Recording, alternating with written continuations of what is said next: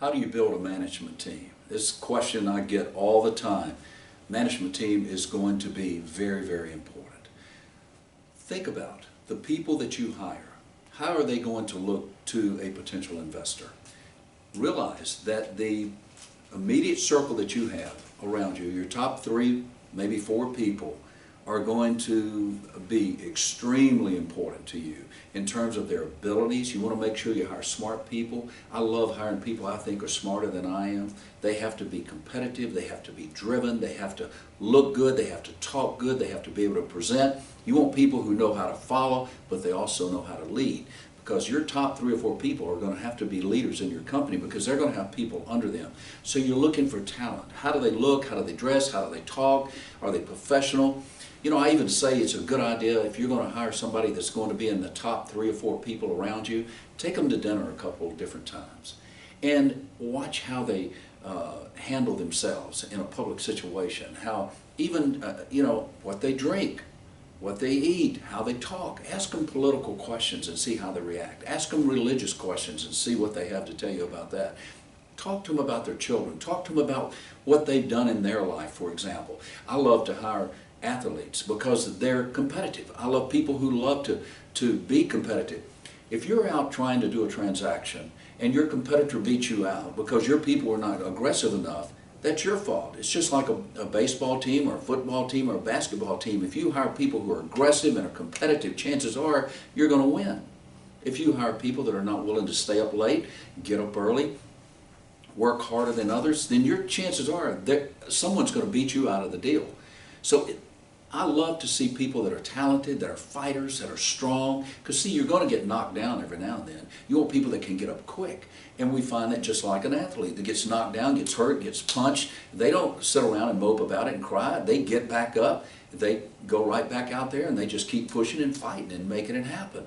And that's the kind of people you want to surround yourself with. Now, you want people that have a high level of integrity, people that you can trust, people that you can believe in, but you want people that are willing to work hard. So remember, every time an investor comes in to look at your management team, it's a beauty contest.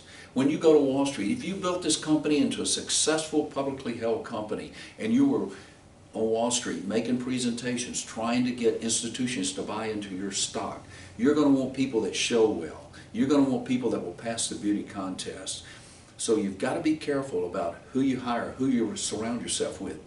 But you need people that will back you up when you're not there. You want people that can take care of your business all the time. So companies that are successful, they build into the company a leadership so that the company automatically grows when the CEO is maybe not there. So if the CEO doesn't have to be at every transaction, at every deal, and because he's going to be or she's going to be spread very thin anyways. So you've got to have underlying management that is very strong.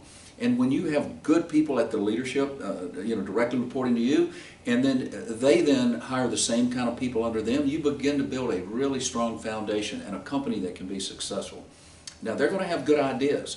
And as a leader, you've got to be able to absorb their ideas and let them know, hey, that's a great idea. When you bring them into management meetings and they tell you, you know, I think we ought to do it this way or I think we ought to do it that way, and you realize that they've given you some really good information, let them know that. You know, compliment them, motivate them. I've been around managers who just constantly put people down. They don't respect their accomplishments. They don't respect the good things that they do, and they're not motivating their people. You need your people to be competitive. They need to be motivated. You need to be a leader. You know, I hear people say all the time, it takes management, management, management. I say it takes leadership, leadership, leadership.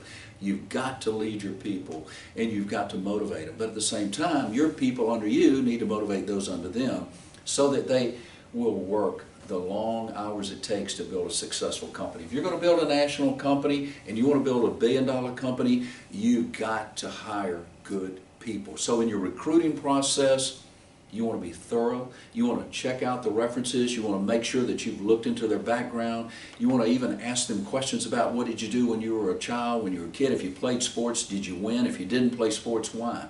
I always like to know, was it a physical issue or were they just not competitive? Why? So, hey, it's okay if you didn't play sports. You don't have to, just need to understand why, because you want to know your people and you want to know what motivates them. That's how you go about building a management team.